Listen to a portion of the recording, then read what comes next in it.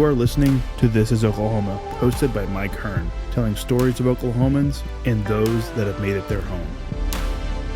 What's up, guys? Welcome back to another episode of This is Oklahoma podcast. Mike Hearn here, your host, back with another episode. Excited to share this episode with you today, but before we do, I've got to thank our sponsors. First of all, the Oklahoma Hall of Fame. They've been a huge part of this podcast for the last few years. So the Oklahoma Hall of Fame have been sharing Oklahoma's story through its people since 1927. For more information on the Oklahoma Hall of Fame, go to www.oklahomahof.com. And for daily updates, go to OklahomaHOF on Instagram and give them a follow. Our other sponsor today is the Chickasaw Nation. Now, the Chickasaw Nation have sponsored pretty much everything in Oklahoma. They're a huge supporter of Oklahoma, and it's an honor to have their name and their brand supporting this podcast. So a huge shout out to Governor Anatoby for supporting this podcast. It really means a lot. Our third sponsor is Diffie Ford Lincoln down in El Reno. Now, this one makes me so happy because these guys are great friends of mine, play a lot of golf together. I've bought my cars from them. Do most of my oil changes down there, have a cup of coffee, hang out down in El Reno. It's a good spot to go. And not only are they great friends, but they provide a great service. So for over 60 years, third generation family owned Oklahoma business down in El Reno. They're also in Bethany as well. So people in the Bethany area know the Diffies really well. But if you're looking for anything new, used, Ford, Lincoln, or whatever, I'm sure they could find anything you want. Check them out, diffieford.net, and then on Instagram at diffiefordlincoln. This episode is brought to you by the Doghouse OKC. Recently, I have been in need of some doggy daycare for my two pups, and the Doghouse have come in clutch. The team over there are incredible. They've taken care of my two golden doodles, and so it's been an honor to partner with them on the podcast and share the love. And the one thing that I do with the sponsors that I have is stuff that I use and recommend, like the Diffies with my car, Hall of Fame. They're awesome. Citizens Banks, where I bank. Chickasaw Nation, huge supporter of Oklahoma.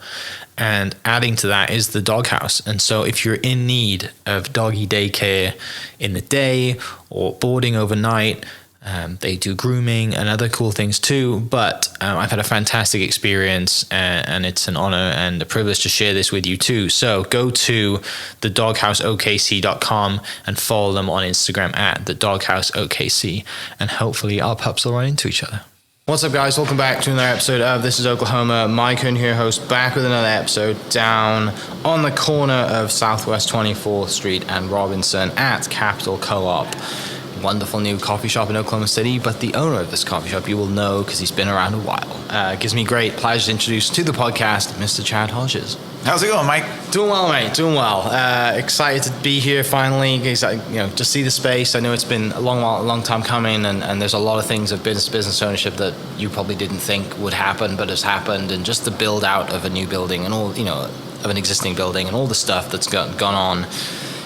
With this coffee shop, you got currently having some cool stuff painted on the front window out here, which is really nice. You got a great looking building. People will know it when they drive by here, and I hope this serves as a reason for people to come down to this part of the city because this is a cool part of the city. This is a great part of the city. Right? Like, we're super stoked to be part of the foundation of the new businesses going in Capitol Hill. It's real exciting. The neighbors are great.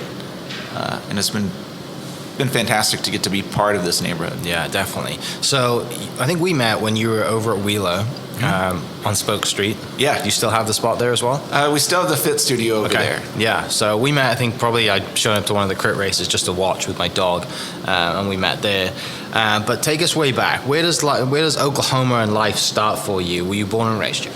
Yeah, I was born in Shawnee. Okay. Eventually, my grandfather bought some land out in Norman. My folks moved there when I was really young, built a house. And so, yeah, I've spent my whole life in Oklahoma. My folks still live out in Norman. I currently live in Moore, but spend most of my time downtown. Since 2012 or so, I would say a majority of my time has been somewhere downtown Oklahoma City. So with kind of that backstory then, did you generally grow up outside? For sure. In the countryside, no, for sure. Around, doing things? We were building forts and digging ditches, and my grandfather was really into horses and stuff, so he spent a lot of time stringing fence and hauling hay and stuff like that. Yeah. Looking back at that kid now, do you ever think you'd be here today? No, I mean, there's lots of things that I've done since then that I never thought I would have a coffee shop or a bike shop, or I also have a commercial paint company. I would have never thought that I would have that either. Yeah. So is it like most kids, when you grow up, you're just riding bikes, running around? Like that's kind of the bike journey for you as a kid? No, actually, like I found cycling pretty late. Okay. I got into it a little bit, like early college days, mountain biking, and did it for a couple of years, and then kind of put the bike away for a little bit. And then about my mid to late 20s, started really missing riding. And so I bought a road bike from Schlegel's when Schlegel had a shop on the south side. And then the rest, I guess, is history. I sort of just fell in love with it, and met some great people. I rode with an organization out of Norman for a while. Yeah. And then a new shop opened downtown, and I had the opportunity to help him kind of like put together a cycling team for his shop.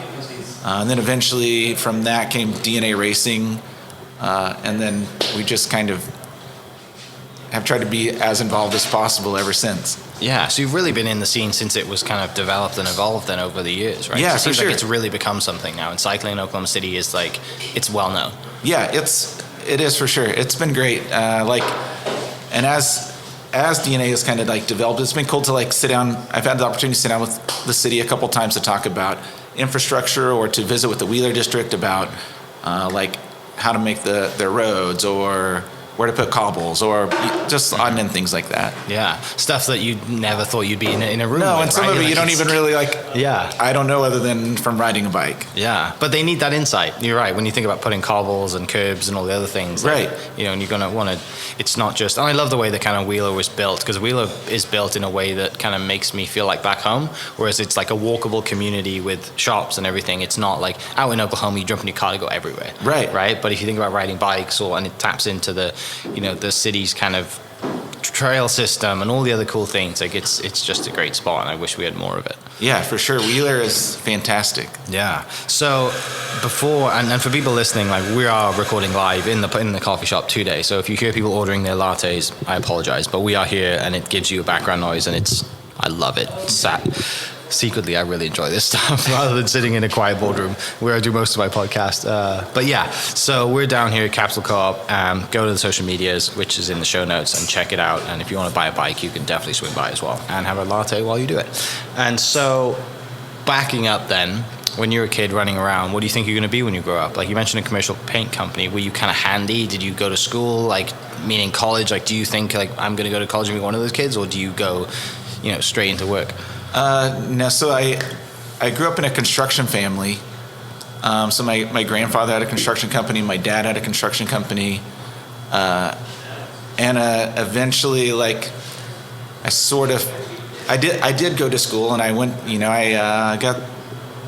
went to OU for a little while for construction science, and then you kind of run out of all the classes you can take in the evening, and you've got to switch everything to the daytime. But that wasn't really like. I couldn't really swing that from my lifestyle. Like I had to still make some money. So eventually, our construction company was subbing our paint work to a paint contractor, and they were looking to branch off into an 8A company. And they reached out and were like, "Hey, you want a job?" And so I kind of jumped ship for a minute, went to work for them, and then eventually just started my own company, more so out of necessity than like just a desire, but it's been good. Yeah. So that makes this whole process a little easier then with your background. Oh, for sure. Kind of putting it all together, and because a lot of, new business owners or business owners wanting to open up a coffee shop might think, it costs a lot more money to open up a space when you've got to pay real, proper construction prices. Right. Like all of it, so you're doing it. It'll probably done a lot of the work yourself, which makes a lot of sense. Yeah, to take on a project like this. It's been cool. And this is still like the bike shop and the coffee shop for sure is the passion project. Yeah. The paint company is how I pay the bills. But hopefully, over time, everything's kind of like holding its own. Yeah. So let's go to that road bike moment then. You buy a road bike, you get into cycling. you're working, you're doing construction, you got a paint company. It seems like you mentioned just then passion is the cycling side of things. Oh, for sure. And you get hooked and addicted and dive all in. Let's talk about that. Like just the passion, the cycling, the love for it, where it's taken you. Yeah, like I think like the great thing about a bike is similar to like the coffee shop is that, like they're really like kind of just tools, like to a conversation or to helping to build, or be involved in a community.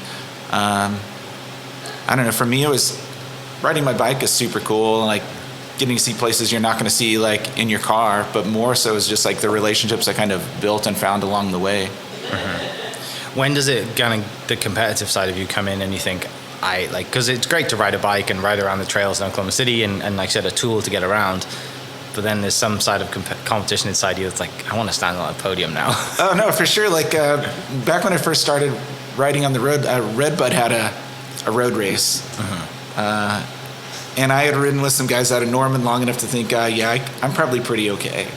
And I go do that race, and I'm like the legit very last person to finish. And after that, I was like, all right, never again. Like you've got to kind of like really start focusing if you want to do anything with it. And I still would say I'm probably not.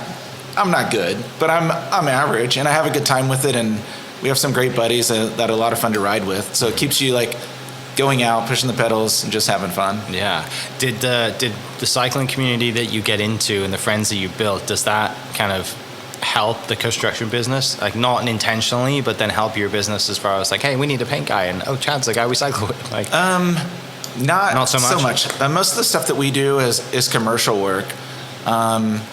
Got you. Occasionally we'll do something residential-wise for our buddies. But we don't really seek it out. Yeah, because that's one of the things I when you get into sport communities, whether it's golf, whether it's cycling, jiu-jitsu, whatever it is, like, generally it helps your business as well. Right. So, and in certain ways, but I am hoping it helps the coffee shop.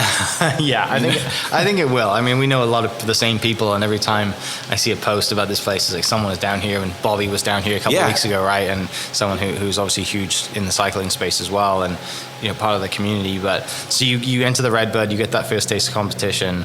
You said you finished last. Yeah. Like I can't be doing this. Like I gotta kick it in. For sure. You start pounding the miles away then, and just kind of improving. And then.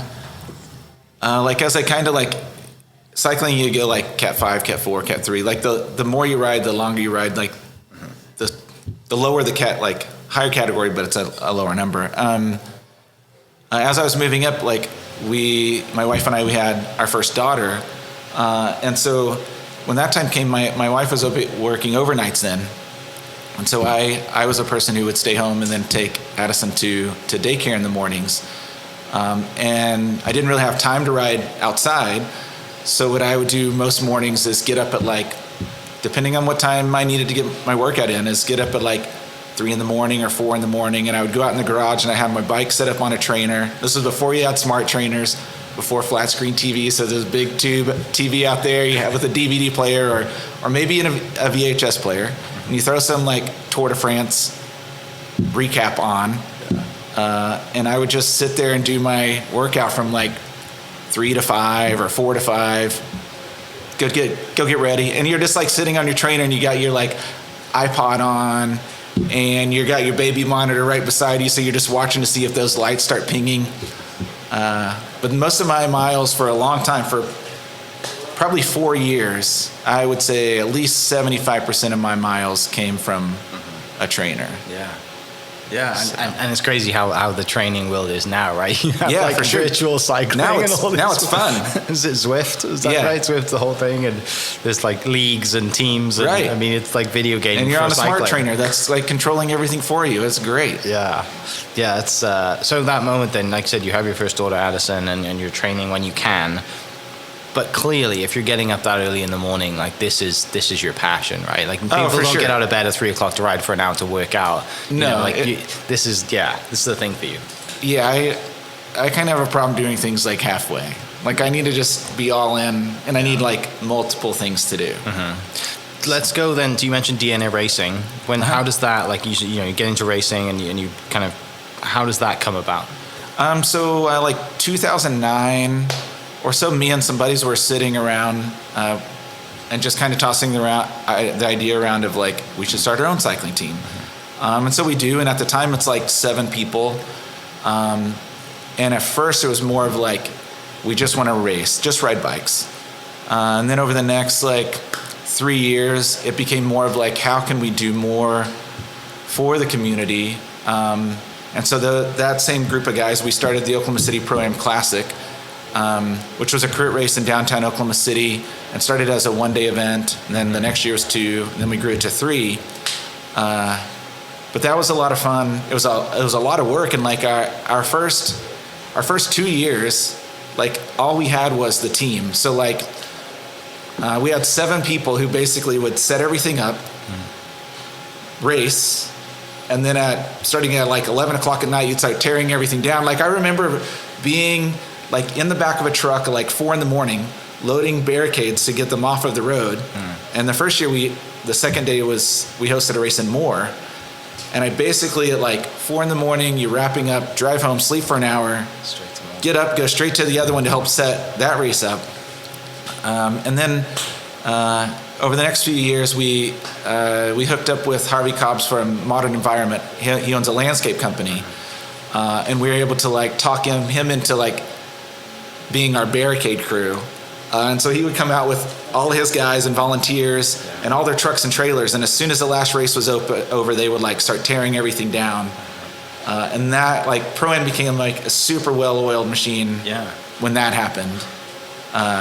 And we ran that from 2012 until COVID. Was that the one that was in there? There was the closed Midtown for so Hudson, was it? Yeah, so Hudson? we shut down. We would host our event in Midtown, and then Automobile Alley and Film Row. And then the last year we were in Capitol Hill. Yeah.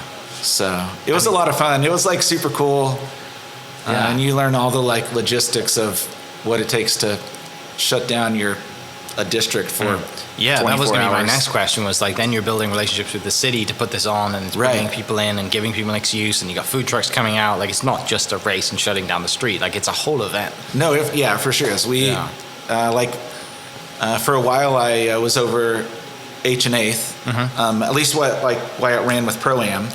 And so you're talking to 20 to 40 food trucks, and people to play like the littles on the stage.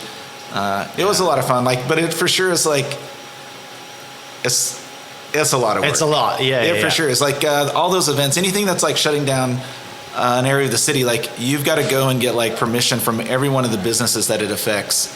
And if any of those businesses like have a problem with your event, you either find a way to persuade them to not have a problem, or you have to move. Like, because Oklahoma City is 100% approval, so like one person on one of our courses pretty much would mean the race doesn't happen there.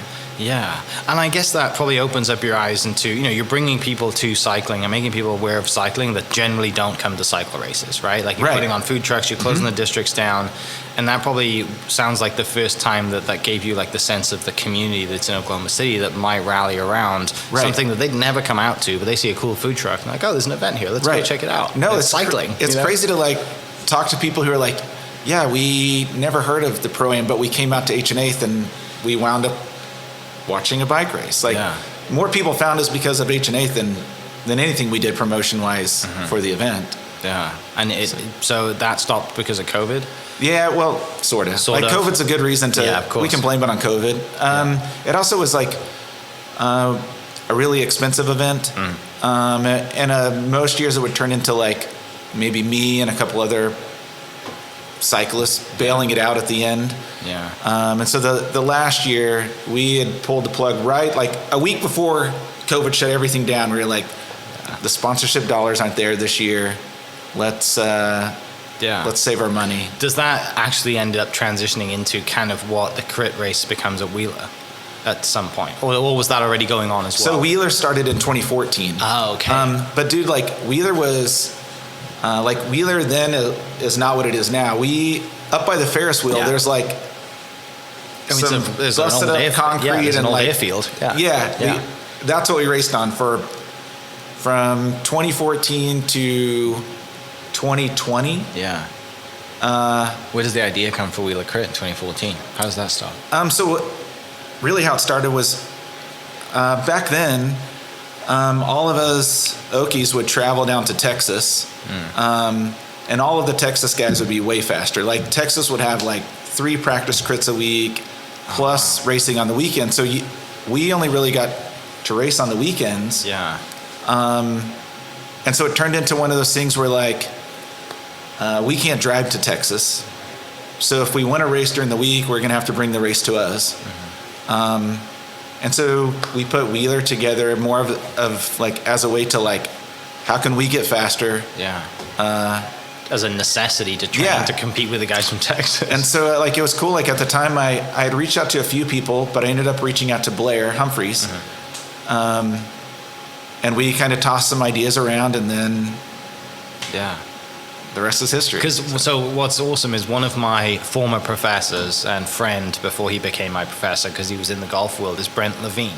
Oh, right on. So Brent's now in South Bend, Indiana, for work. But I remember him, like he really got into the cycling thing, and he would cycle before coming to class and everything. And I remember he was good. He was quick, for his size. So yeah, it's just because I think he's the first person that introduced me to you or made me aware of you. Because I think around the time I started the podcast, he's like, you need to talk to Chad because of what he's doing. So yeah, maybe he's listening to this one. If he is, appreciate you. He's awesome. His nickname on the golf course was Dr. Clutch because he chipped in once when we were playing a scramble tournament, which we really needed at the time. It was the only time I've ever seen him like really fist pump and celebrate because he's very stoic. Love that. But yeah, I remember him like he was big into the cycling, big into the racing stuff, and the whole team thing and competition. It seems like the scene really grew around that. It for sure did. Different teams popping up and I mean, and Wheeler kind of led from we had a 3-year stretch where we had a pro cycling team in the city, which was really cool. But like there's been lots of opportunity. Like everything took a decent amount of work, but it was really cool to be involved in a lot of things like that. So when obviously like you speak to Blair Humphreys, you've got a connection to kind of Wheeler, and in the background as you're racing, you see these structures going up, and this, all this thing, and the big friendlies happening, and you kind of got the taco shop there, and it's becoming a community. Had you had any thoughts of owning a spot at that point? Did you have a bike shop in the idea in your head? I mean, take us to that moment with entrepreneurship. So in 2012, that's the year I started my paint company. Okay. That was also kind of the year that I sort of like fell in love with coffee. But so like from 2012 to about 2018 or so, I got to know a lot of people in the coffee industry locally. And one day I got a call from somebody, and they're like, "Hey, do you want to own a coffee shop in Moore? We know you live in Moore. We know you love coffee. Do you want to own a coffee shop?" And I was like, "I don't know. Let me think about it." And they're like, "Well, you have 24 hours to make a decision." And so I call my wife, and I'm like, "Hey, what do you think? We don't have a lot of time to figure this out. Let's talk about it when I get home," type of thing. And it ends up turning out like, I know you'd really enjoy it, so you should at least give it a go. So I talked to those people. I'm like, "Yeah, I'm down." And that was Boxcar. Okay. So Boxcar was a coffee shop initially, and then what I ended up doing after being involved for a few months was I brought a bike shop side into it, and that sort of fell in place for us. Like we knew we wanted to do it, but that was around the same time that like Schlegel's was selling to Trek. Okay. And Evan, who is our bike mechanic here, he was someone who I've always rode with. We sort of built the pro team around Evan. Like he's like the son that I never had. And so like he was at Schlegel's, and so I was able to like find a position for him at Boxcar and move him down there. And while we were there, that partnership sort of dissolved. Okay. But as it's dissolving, like I guess instead of just like being okay with seeing it go away, I was like, all right, we'll just rinse and repeat. Let's do it again. And so we bounced around for a while, like temp space to temp space to temp space, and then eventually I found that the space that we had in Wheeler Ashley, that was actually the Wheeler district office. And when I sat down with Ashley, she's like, we'll move out. You can have the space. So we move into there, and then eventually grow into the Fit Studio. I have long-term plans for the district. I just need them to get a little closer to the river. Yeah. So where does the love of coffee start then? Because if someone's calling you, like one saying, hey, you want to own a coffee shop, you must have your own machine at home, and you're like deep into, like you said, you don't do everything as a half measures, so you're like all into the coffee scene by that point. But take us back, where does it start, and why do you love coffee? So in 2012, like I did work for a paint company, and I was a general manager of that company, and then just out of the blue, I was let go. So like I spent about 3 months after that trying to like figure out, like get my life straight. Yeah. Kind of watching like everything else you have like sort of fall apart. And in my head, I'm like, I'm never going to start a paint company. Like I don't want it. I've built one. I don't want to do it again. But during that time, like I stumbled into Elemental more like as a place of like, they had Wi-Fi and they had a restroom. Yeah. And I'm not sitting at home at my kitchen table, like feeling like I'm not doing my job. And so I sit in there it ended up being like years. Like I officed out of there for years. But like, it was just a place like at the time, like it was a super low point in my life. And I walked in and they greeted me and they were cool and everybody introduced themselves. And over the course of, a few weeks, it became more like a family than a coffee shop. And so when I had the opportunity to do it for myself, it was more of like, if somebody's willing to like offer me a safe place in a time that like I'm hurting, it would be awesome to be able to offer that to somebody else. And that's, Boxcar maybe was that, but I feel like more so this space is really that. Like, and it's even cool, like our plans initially for this space weren't to be an Elemental shop. That sort of developed within the last year, and they kind of pitched your family. It was a no-brainer. As soon as they were like, "What do you think?" I would freaking love to, man. Like, you guys, like, not that I'm a great person, but I would not be the person that I am if it weren't for Elemental. Like, they will always be them and like the staff at the time, somebody that I owe a fist bump to all the time. Yeah. It's more than just great coffee. There. No, There's for sure. Whole It's like backstory to that relationship. Right. Yeah. So that just from there, I got to meet tons of people in the game. Then like everybody came out of Elemental at the time. Like, it's amazing. Like if you look at coffee now, there's so many people that were like my Elemental alumni class. Yeah. And it's cool to see what everybody's doing and how they're still involved. Yeah. I mean, they do great coffee.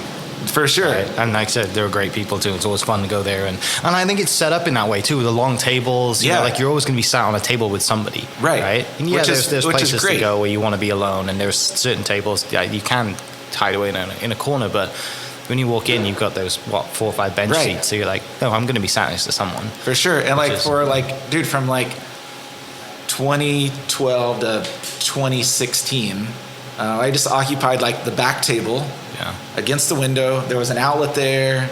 I would just sit there all the time. And it got to a point like with the paint company that my accountant was like, you should be taking this money and renting an office because you're paying for an office.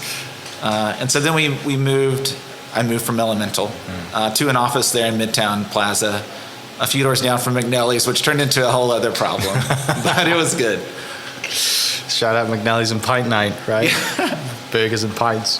That's really cool. And I love that kind of context. So people now, when they come here, they see the Elemental sign, and if they've listened to this, they know that. Right, for sure. It's not just like, hey, it's not just great coffee. Like, there was a backstory there, and they really kind of were there for you in a moment where you really needed it. Right. And just, they didn't know who you are when you walked in, right? Or what what stage of life you are, but they, No, you're just some dude who's sucking up the free Wi-Fi. But they were open to it, and it was cool. Yeah.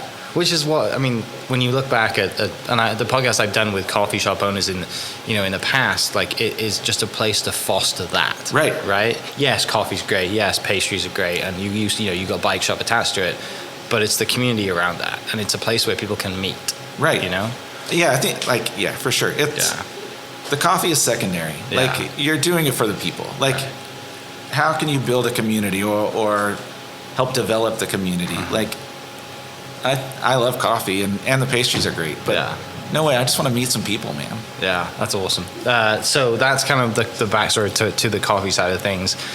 Tell me then when you move into Wheeler and then I guess the cycle races move to around Wheeler, like and it becomes a Tuesday night thing, right? Before it gets blazing hot or super cold, like it becomes a real thing, and there's a lot of people out there. Like it is a really people. I don't cycle. I mean, I do cycle, but not to the extent that you do. And I'm just like, I'm gonna come down and bring with the dogs and just watch. Like it was entertainment, right? So I would love to hear those stories too. No, like the district has been amazing, and it's been super cool for us, like as an event, to go from racing around like the airfield to being in the district. Like the airfield days, a lot of them would be me or maybe me and another person out there at like 3 p.m. with a push broom, like sweeping the course yourself.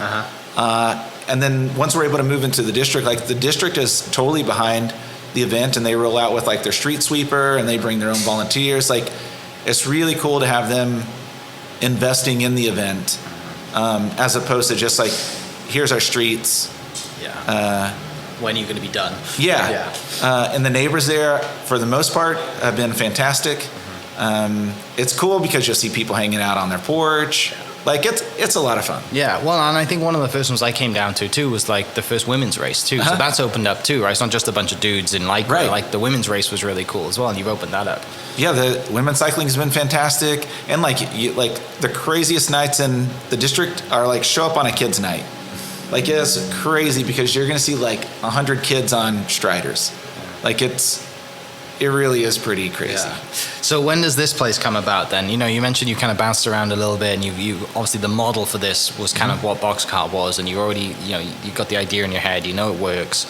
When does this building come available and you think this could be the spot, and this is such a perfect spot? So we like as soon as the Boxcar partnership dissolved, like we found the building. Like we actually bought the building a long time ago. Yeah. It just took like 3 years to get us into the building, and some of that being like some of it was done during the COVID time. So like getting things was tricky, or like all of your materials were way more expensive than you anticipated, so you kind of like waited them out. It had sort of been the vision for a long time. It just took a really long time to get here. It definitely like exercised your endurance and your patience, and like for sure there are times where you're like, is this like really what we still want to be doing? But we knew like this has been the goal the whole time. It just took a minute to get here. Yeah. So why? How does the building come about? Why do you decide to buy this building 3 years ago? Like, what's that whole backstory to this space? Because it is such a cool space, and I think you've done a great job of renovating it and making it yours. But let's talk a little bit about that. Really, I knew I wanted to be closer to downtown. Okay. Through Pro-Am, I've got to meet like a lot of great people, and people have been involved in like developing other districts. And so we sort of had like the hunch that maybe Capitol Hill would be headed in that direction. And from a cycling standpoint, it's cool because it's like half a mile from the river trail. Eventually Robinson will have its own bike lane, so that'll be cool. And the building just has like a lot of character. The bones of the building are super sick. Anything we could keep original, I tried to keep original, because I would way rather see the brick and the plaster as opposed to like a gyp board. You don't wall. get brick anymore, right? No, that's the thing. like, Nobody builds other than Austin down at Wheeler, or doing cool things with his brick business. But right. It's and also now to build a brick building is probably a lot more expensive than it was to buy this existing building. But really, just those things. Really, like I remember just driving driving down Robinson, just looking for spaces that were for sale, and seeing the for sale sign on this and thinking, okay, that's it. This is the one we need to go after. Yeah, and it happened, and you, like I said, you took 3 years ago. You've been building this process, and finally opened a few months ago. Yeah. So the bike shop, the lease to the bike shop in Wheeler ended in February. So that's when we're like, okay, ready or not, the bike shop is for sure moving to Capitol Hill. Yeah. So we jumped over for the bike shop side then, and then the coffee shop we opened the 13th of last month. Oh wow! So We're a whole month in today. Yeah, that's amazing. I love that. And we didn't even plan this on our 1 month anniversary. Well, I know we've been trying to do this for a while, right? Yeah, for sure. Timing's great. It all works out. Yeah, that's so cool to be here, be in here for a month and have that. Talk a little bit about kind of like the bike shop and the bike community then as an owner from that side, and having that, and living out your passion and being more involved in the cycling side as the competition side of you has grown, but now you have a brand to represent when you travel to go to races. Like we have Mid-South, thanks to Bobby, in our backyard basically, right? And Stillwater every year, and we got Tulsa Tough as well, and all these other great gravel races, cycle races. You had the Ironman in Tulsa a couple of years ago. Cycling's a thing in Oklahoma. So what's it like as a business owner to have a shop, but also to travel with the name of your business on your back as a brand? Really, I feel like because of DNA, we've sort of, for a long time, traveled with a brand represented on our backs. The bike shop, it's interesting, I guess, because I never really thought of it. I mean, for sure, you're trying to bring business in your door, but I feel like a few years ago, everything kind of transitioned in the cycling world from a very results-based market. There were a time where if you were seeking sponsorship, or even when we started with the pro team, none of it was based on what can you do within the community. It was all send me your results for the last 3 years, and then they're going to decide what level of sponsorship that is. And since then, it's kind of transitioned to more a community-based approach, which I really like because I'm average at best on the bike, but I'm super driven, and I don't have any problem with hard work. So focusing on a community effort is really, I'm better at that than riding the bike. There's more impact that way too. Yeah, I would just, and my personality is I can't just have one thing going. It's super boring. I need 5 things going at the same time to think about any of them. Yeah. So having the bike shop, the coffee shop, a paint company, and we're putting on the Wheeler Crits, and at the same time you're designing t-shirts and kits, and you have people helping you with all these things. It's been cool, but I feel we've just, the people we have that come in the shop are part of our community. The people we're riding with, I don't really care what jersey you walk in here wearing. You're still part of our community, and we're stoked to have you in here. I don't know. Yeah. I feel when we first started, you're all right, we did DNA Racing, we did Arapahoe Resources, a pro team, we did the Pro-Am, and you do Wheeler, and you're we do a lot of things for the community. So you're all we got to do is unlock the doors. No, because that's kind of just, you've done all these things, but really people are super loyal to their people, so just because we put on a bike race, that's not really any guarantee that these people are going to leave their shop to come to your shop. Which I think is also something that's very underappreciated, is the loyalty people have is fantastic. I don't know. I wouldn't want somebody to just jump and ship. Yeah. And that's affecting everybody else's business. As a small business owner, everybody wants more business. Every cup of coffee matters. Every tune-up matters. And so you want to find your people as opposed to poaching their people. Yeah. Well, I think back to what you said about it changing from results-based to community-based. In the grand scheme of things, no one cares how many races you've won. right? No, the community cares about the impact that you've had, and the way that the Elemental made you feel is sometimes the way that you hope to impact others. If they come in here, or if they come to the bike shop, or if they see you out on the street riding, or whatever it is, like, right. That's what really goes a long way.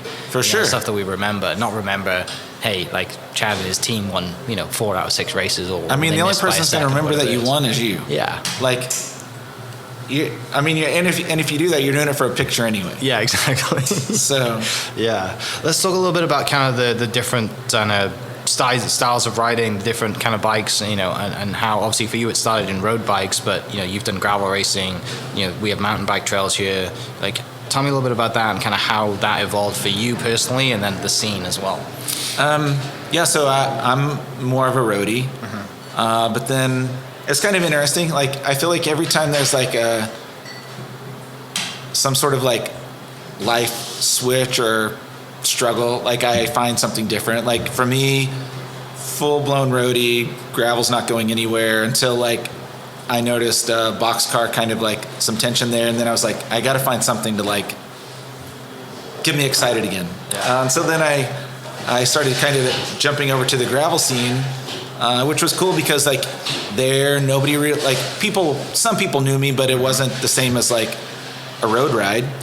And so I got involved in like participating in some of like the G3 series, and met Ray and some of those people, and freaking just like fell in love with gravel and with that event. And then that's been a lot of fun. And then this year, with the shop doing what it's doing, trying to get it open, I decided I would give mountain biking a shot. And that's been even more fun and challenging because I can ride a bike really fast in a straight line, but as soon as you have me like throw some switchbacks or something in there, I'm kind of like in a lot of trouble. Yeah. So... But that's the beauty of it, right? Like, you're continually learning and pushing yourself, and that's something that you're super driven. So regardless of it's jumping on a mountain bike to try something different, or opening up a coffee shop, or continuing the paint business, like that's something that just is ingrained in you, and it sounds like it's been ingrained in you from a very young age. Sure. I don't know anybody who's in construction that's lazy growing up. So that clearly comes from your family. Like, for sure. I mean, that's my dad. He's going to retire this month. But he's always been like, he's got his job and he's got 15 side jobs going at the same time. Like, so I probably have him to blame for this. And then everyone else has him to thank for this, right? Yeah, for sure. Everything that you have in here. Talk a little bit about, I guess, the shop and on both sides, and like local vendors, and kind of, I know you mentioned the relationship with Elemental. I did see that Hicks Design has done some really cool stuff here and plan to have, is it Kyle? Yeah. I'd love to have Kyle on the podcast. So Kyle comes in here one day and we're talking about finishing the building. And I'm like, dude, I'm like lost. Yeah. Like, I don't know what to do. I don't know how to finish the building. I was pitching him a pastry case. Yeah. I need some help with a pastry case. And then he's like, well, he like leaves here, and like within like 30 minutes I have a sketch text to me, what do you think about this? And I'm like, I freaking love it, let's do it. And he's like, what else do you need done? Yeah. And I was like, maybe these bars on the windows. He's like, okay, got it. He's like, what else do you need done? And I was like, what do you think? Yeah. And he like walks through here and he like tells me half a dozen things.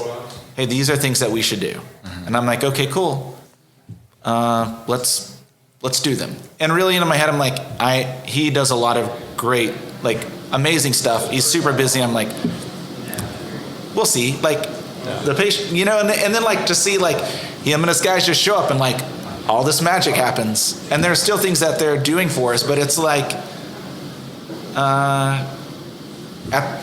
he was my elemental to get this place open. Like the time that I'm like, I freaking need some help. Real neat. He was just like looking at a pastry case. That's and amazing. He had no idea what he's really getting himself into, because now I'm like, bro, I have an idea and I know you can make it happen. And he freaking makes all of them happen. Yeah. Comes back to community, right? It's just the main center point of this is it's regardless of it's bikes or any sport, or not just sport, but coffee and pastry. It doesn't matter what it is. Like, community is everything. That's what drives a lot of things. And he makes badass wallets. He makes really good wallets. He does. I'm actually, my one's getting busted at the seams. I'm going to have to get him at some point. Small world. I absolutely love that he's kind of been sat behind me this whole time. I have no idea who you are. Talk to you soon. Yeah, I mean, you've got some really, it's a really cool design down here. It just kind of fits, and obviously the cycle side, but you've got couches in the cycle side too, like it's a place to hang out. And I now remember walking into your spot on Wheeler, and there's just like 3 or 4 guys in there just hanging out. Yeah, right? So you've always kind of had that feel. We've done a really good job of like staying true to like what we see the vision of the shop being. We are passionate about the community. Fortunately or unfortunately, I have the paint company to like lean on. So like the goal here really is like, I don't need it to like make money. Yeah. I need it to just sustain itself. So it kind of occasionally allows us opportunities to do things that like maybe other people wouldn't, because as long as like it's in the black, like let's freaking do some cool stuff. Like I'm down to do cool stuff. Right. Yeah, because your decision making is for the long term rather than the short term dollar. Right. Like for sure. And like I would much rather invest in the community, and like that makes me happy way more than like, I don't know. I don't need to make a couple dollars, but I need to make a couple friends. Yeah. What's finishing up? Let's talk about some of the dreams right now for either the coffee shop or for like, you dream to host a race in downtown Oklahoma City. Like what's on the dream board at the moment, or just kind of things that you'd love to work on, vision for in the future? So potentially we bring Pro-Am back, or at least tossing around those ideas now. And that would be really cool. It's something that like I've missed, and I feel like right now the team we have behind the shop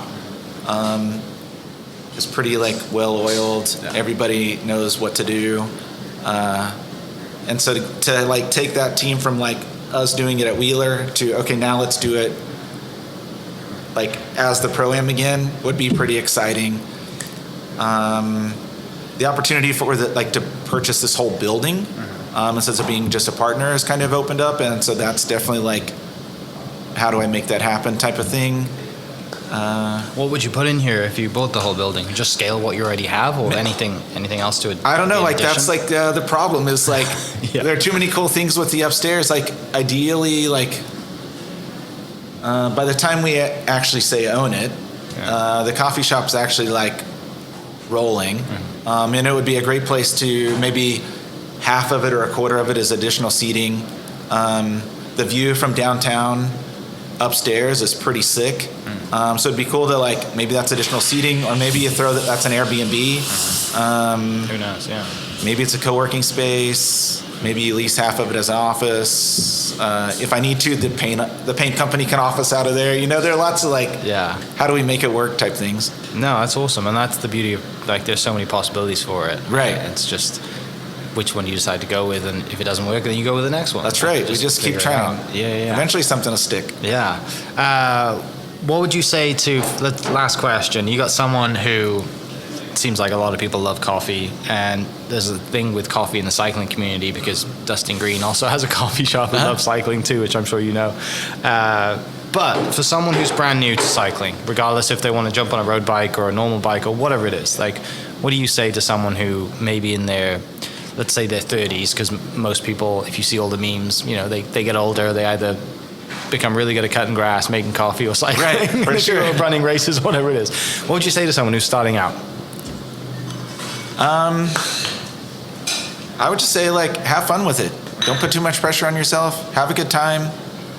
Find a bike that makes you happy.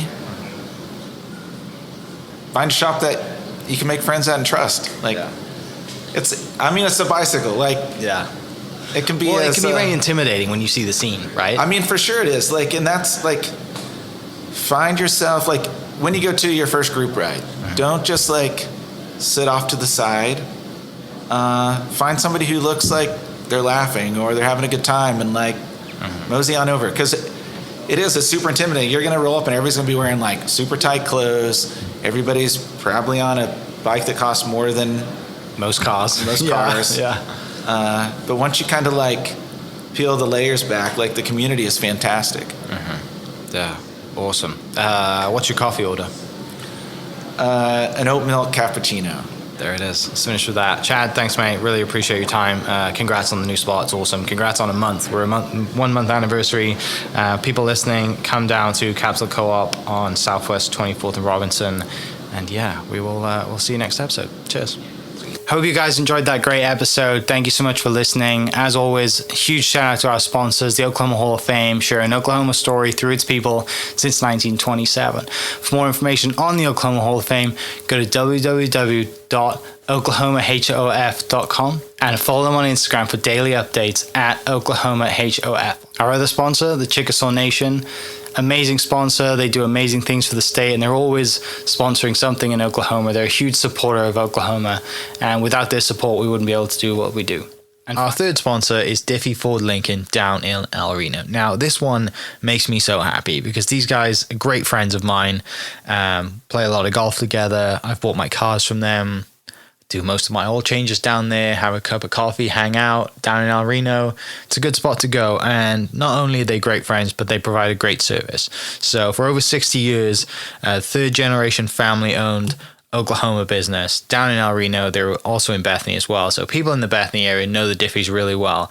But if you're looking for anything new, used, Ford, Lincoln, or whatever, I'm sure they could find anything you want. Check them out, diffieford.net, and then on Instagram at diffiefordlincoln. This episode is brought to you by the Doghouse OKC. Recently, I have been in need of some doggy daycare for my 2 pups, and the Doghouse have come in clutch. The team over there are incredible.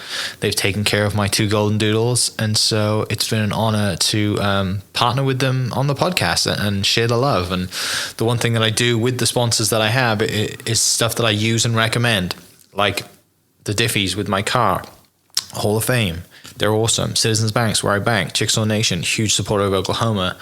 And adding to that is the Doghouse. And so if you're in need of doggy daycare in the day or boarding overnight, they do grooming and other cool things too. But I've had a fantastic experience, and it's an honor and a privilege to share this with you too. So go to thedogHouseOKC.com and follow them on Instagram at thedogHouseOKC. And hopefully our pups will run into each other. Thank you for listening. We are inspired by those around us and hope that you are too. Make sure you subscribe to this podcast on your favorite podcast platform and leave us a review so we can keep telling your stories. For more great Oklahoma content, follow This Is Oklahoma on Facebook and Instagram.